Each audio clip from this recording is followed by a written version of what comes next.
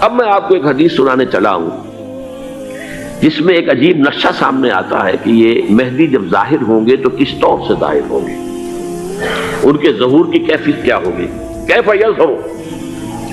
یہ روایت ہے حضرت ام سلمہ سے رضی اللہ تعالی عنہا، حضور کی زوجہ محترمہ ہیں، فرماتی ہیں ام سلمہ عن النبی صلی اللہ علیہ وسلم قال یکون اختلاف عند موت خلیفۃ، موت خلیفۃ، حضور نے فرمایا ایک خلیفہ کی موت پر اختلاف واقع ہو جائے گا، خانہ جنگی ہو جائے گی۔ فَيَخْرُجُ رَجُلٌ مِّنْ أَهْلِ الْمَدِينَةِ حَارِبًا إِلَى مَكَّةَ، پھر مدینے کے لوگوں میں سے ایک شخص نکلے گا، بھاگے گا اور جا کر پناہ لے گا اور چھپ جائے گا مکے میں۔ فَيَأْتِيهِ نَاسٌ مِّنْ أَهْلِ مَكَّةِ، پھر اس کے پاس آئیں گے اہل مکہ، مکہ کے لوگ، فَيُخْرِجُونَهُ، اور اسے نکالیں گے، جہاں وہ چھپے ہوئے ہوں گے وہاں سے نکالیں گے۔ وَهُوَ كَارِهٌ، اور وہ بالکل اس کو پسند نہیں کر رہے ہوں گے، نہ وہ خواہش مند ہوں گے کہ ان کے وہ ہاتھ پر بیعت کی جائے، نہ وہ یہ چاہیں گے کہ وہ میدان میں آئیں اور ان کو جو ہے اپنا لیڈر مانا جائے۔ وَهُوَ كَارِهٌ فَيُبَايِعُونَهُ بَيْنَ الرُّكْنِ وَالْمَقَامِ، لیکن لوگ جو ہے پھر اصرار کے ساتھ ان کے ہاتھ پر بیعت کریں گے رکن اور مقام کے درمیان۔ رکن وہ کونا ہے خانہ کعبہ کا جس میں حجر اسود لگا ہوا ہے، اور مقام ابراہیم جو ہے، ان دونوں کے مابین جو یہ علاقہ ہے یہاں پر وہ بیعت ہوگی۔ وَيُبْعَثُ إِلَيْهِ بَعْثٌ مِّنَ الشَّامِ، ان کے خلاف ایک لشکر بھیجا جائے گا شام سے۔ نہیں کہا جا سکتا کہ باسی حکومت اس وقت کی جو ہے اس کی طرف سے کوئی مسئلہ اس طرح کا اٹھ کھڑا ہو، اس لیے کہ ابھی تو بہرحال باسی حکومت وہاں ہے۔ فَيُخْسَفُ بِهِمُ بِالْبَيْضَاءِ بَيْنَ مَكَّةَ وَالْمَدِينَةِ، لیکن اللہ تعالیٰ اس لشکر کو مکے اور مدینے کے درمیان وادی بیضاء میں دھسا دے گا زمین کے اندر، پورے کے پورے لشکر کو۔ فَإِذَا رَأَى النَّاسُ ذَلِكَ، جب لوگ یہ دیکھیں گے کہ اتنی بڑی نشانی ظاہر ہو گئی، أَتَاهُ أَبْدَالُ الشَّامِ وَعَصَائِبٌ من العراق فَيُبَايِعُونَهُ، اب شام سے سارے کے سارے جو اولیاء اللہ ہیں وہ بھی آئیں گے، اور عراق سے جوق در جوق لوگ آئیں گے اور ان سے بیعت کریں گے۔ وَيَعْمَلُ فِي النَّاسِ بِسُنَّةِ نَبِيِّهِمْ، پھر وہ عمل کریں گے لوگوں کے مابین، حکومت کریں گے اپنے نبی کی سنت کے مطابق۔ وَيُلْقِي الْإِسْلَامُ بِجَرَانِهِ، اور اسلام اپنی گردن زمین پر ٹکا دے گا۔ وَالْأَرْض فِي الْأَرْض، زمین میں۔ فَيَلْبَسُ 7 سنین، پھر وہ 70 برس تک حکمران رہیں گے، 7 برس تک حکمران رہیں گے۔ ثم يتوفى، پھر ان کا انتقال ہوگا۔ ويصلي عليه المسلمون، اور مسلمان ان پر نماز پڑھیں گے۔ یہ جو میں نے آپ کے سامنے نقشہ کھینچا ہے، اس سے اب میں ایک نتیجہ نکالتا ہوں، اسے بھی میرا گمان کہیے، اختلاف بھی کر سکتے ہیں آپ، اگر اس کو وزنی سمجھے تو قبول بھی کر سکتے ہیں۔ وہ یہ ہے کہ میرے نزدیک شاہ فہد کے انتقال پر لا محالہ یہ صورتحال پیدا ہو جائے۔ ولی عہد وہاں ہے عبداللہ بن عبدالعزیز، امریکہ کو وہ پسند نہیں کرتے اور امریکہ انہیں پسند نہیں کرتا، یہ بالکل تشتش بام ہے۔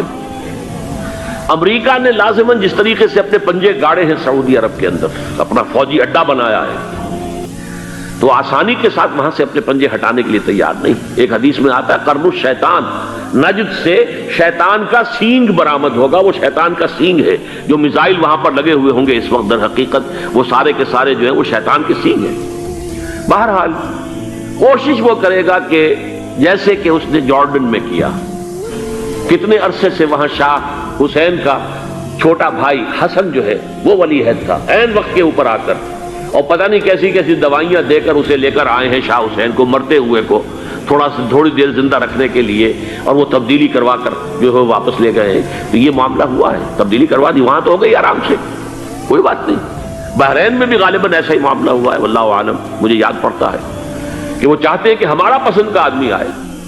اگر سعودی عرب میں یہ کام کیا گیا تو اس کا لازمی نتیجہ خانہ جنگی ہوگا، اس لیے کہ وہاں کی روایت یہ بڑی سخت ہے، بڑی پختہ ہے۔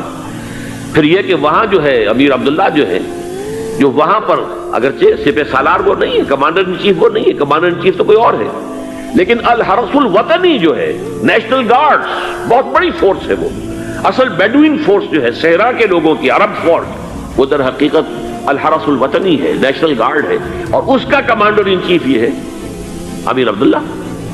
تو لازماً یہ شکل جو ہے پوری ہو کر رہے گی. جیسے ہی یہ معاملہ ہوا شاہ فہد کے انتقال کا تو یہ اختلاف ہوگا، خانہ جنگی ہوگی. پھر کوئی اللہ کا بندہ جو ہوگا، میرے نزدیک، میں آج سے کوئی 6-7 سال پہلے سالانہ اجتماع تھا تنظیم اسلامی کا راولپنڈی میں، میں نے اس وقت وہاں کہا تھا، اس سے ذرا اخبارات میں بھی کچھ وہ کنٹروورسی آئی تھی کہ میرے نزدیک امام مہدی پیدا ہو چکے ہیں، ان کے ظہور کا وقت قریب ہے.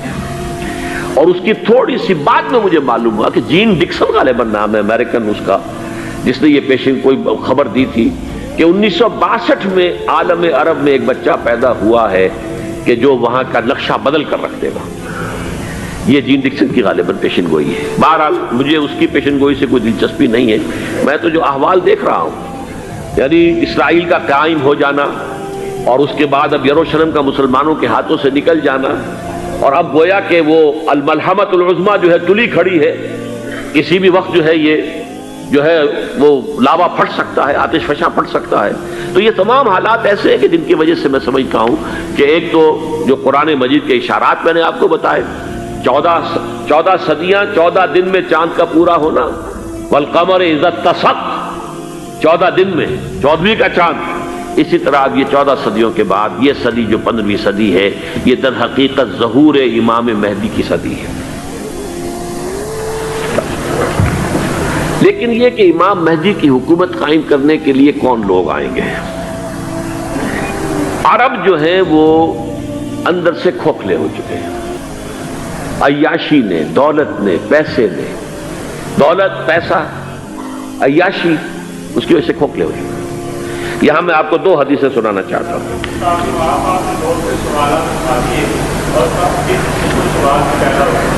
بہت سے ہو گئے، آپ اطمینان سے تشریف رکھیے.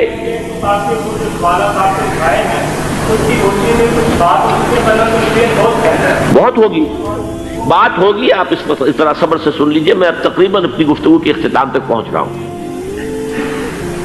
سنن ابن ماجہ کی روایت ہے حضرت ابو ہریرہ سے رضی اللہ تعالی عنہ، قال قال رسول اللہ صلی اللہ علیہ وسلم اذا وقعت الملاحم بعث اللہ بعثا من الموالی هم اکرم العرب فرسا واجودہ سلاحا یوید اللہ بہم الدین.